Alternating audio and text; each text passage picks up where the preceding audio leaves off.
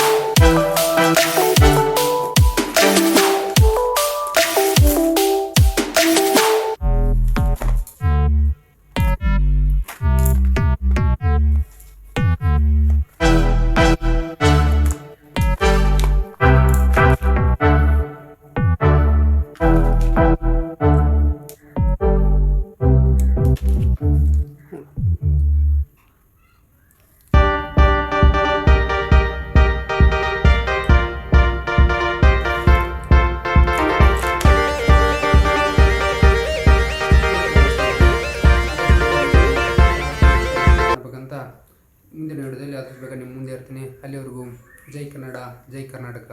ನಮಸ್ತೆ ಸ್ನೇಹಿತರೆ.